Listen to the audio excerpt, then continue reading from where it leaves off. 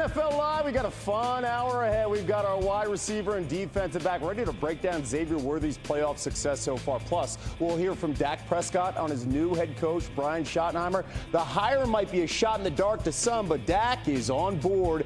And we have the latest on a possible Shedeur Sanders landing spot in the draft.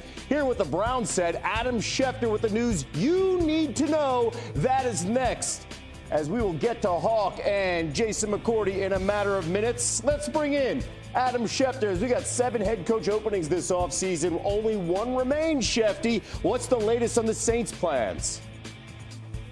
Well, Kevin, stop me when you've heard this before as an Eagles fan. The Eagles are in a city, and that host city has an opening at head coach the way it did in Arizona when the Cardinals wound up hiring Jonathan Gannon. Well, now the Eagles are going to New Orleans, and the Saints have a head coach opening, and they look like they're targeting Eagles offensive coordinator KELLEN Moore is the guy. Now, the Saints have had issues with the league before. They're not going to do anything to try to go around the rules. And we saw what happened when the Cardinals had conversations that the league went after the Cardinals about, and they wound up docking them, disciplining them. And so between those 2 examples, I think the Saints are going to be models of behavior and do everything the right way, which means they couldn't do a deal with KELLEN Moore until after the Super Bowl. And we don't know what could change between then and now. But today, it looks like it is tracking for KELLEN Moore to become the head coach of the New Orleans Saints. There's a lot of time between now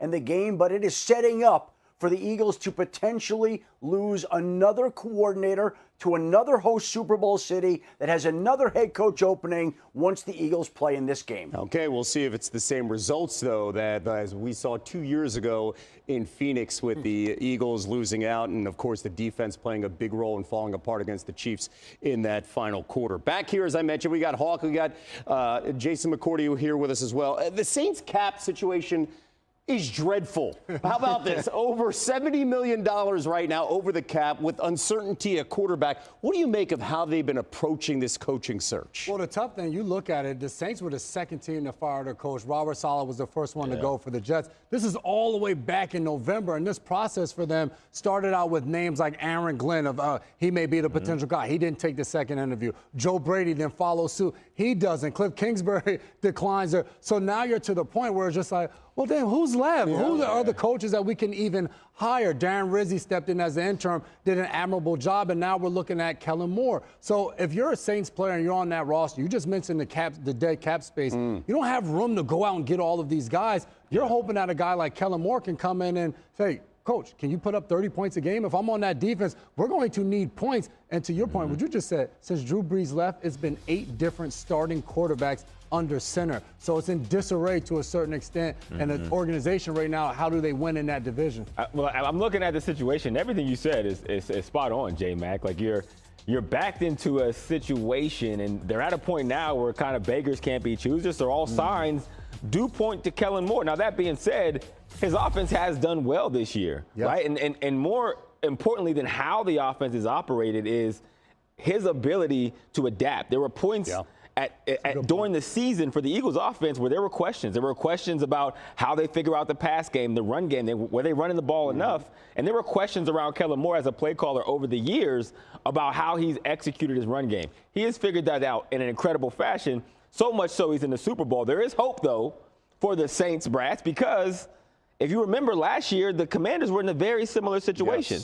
They got Dan Quinn last because that was all that was left, and it was hard to find hope around that. You look at them 1 year later, they're in the NFC Championship game. The Saints don't have Jaden Daniels Hey, coming in. they didn't. They don't got the second pick of the draft. That plays a role here, right? No. But to your point, KELLEN Moore has adjusted to the talent on the team, the way the play calling. He was masterful against the Commanders. Let's go to the Commanders team and talk about them. They made that NFC Championship game behind an offense that's all 50% of its offensive drives result in points during the regular season, second highest rate in the league. Jaden Daniels, of course, had an outstanding year one, finishing with the 3rd highest total QBR by a rookie quarterback since ESPN began tracking in 2006 after Dak Prescott in 2016 and Russell Wilson in 2012. Now, again, Jaden Daniels' rookie season, it outshined C.J. Stroud from a year ago, right? And number 2 guy, right? But one of the things that we noticed, though, there was a connection with Bobby Slowick, with C.J. Stroud. Slowick decided, I'm going to run it back in my sophomore year, and now he's out of a job. What do you think and what do you make of Cliff Kingsbury deciding to run it back and say, you know what, I'm going to hold off on taking a head coach opportunity? I feel like it's a little bit different of a situation because Cliff Kingsbury has had head coaching experiences, right? And say what you want about how it went with the Arizona Cardinals. I'm sure Cliff is very pointed about what he expects from the next situation and learning from those mistakes. He has a quarterback that we all can agree is the future of the NFL. And not only that, he operates the offense that Cliff wants at a very high level. If I'm Cliff Kingsbury going into this offseason, what you have to fight against is your own tendencies, because it's not just a sophomore slump for Jaden.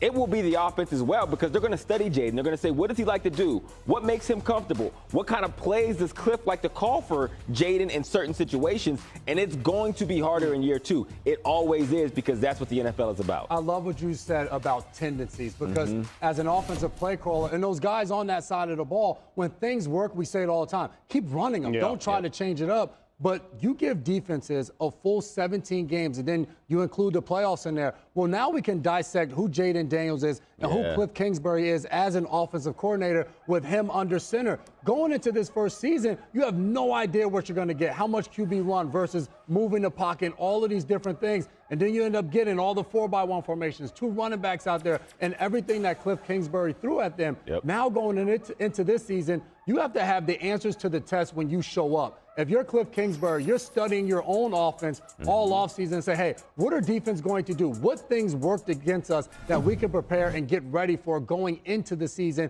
and having those answers for Jaden Daniels? Daniels and company got Washington to its first conference championship appearance since 1991. Let's go to a franchise that just says, hey, every single year we'll meet you there in the conference championship, and that is the Chiefs. And that defense has been fantastic during this run. They continue to get better under Steve Spagnuolo. He's been in his bag when we talk about big moments and blitzing at the right time. That will certainly play a role in New Orleans against the Eagles defense. The KCD locked up the AFC championship behind that exotic DB blitz on that Bills 4th and 5 after the 2-minute warning. It's a big part of what the Chiefs do, as Spags has dialed up D-back blitzes at the second highest rate in the NFL this season, with both the most sacks and QB pressures on those plays. That includes 11 quarterback pressures this postseason using a DB in the pass rush, and I'm sure that makes you smile. Oh, absolutely. I mean, you got the green light to get in the backfield? We saw, and it's not only getting the backfield. Spags, you got to draw it up clean so nobody touches me. Yes. As a DB coming through, if a lineman slides to me, if Deion Dawkins is sliding to me,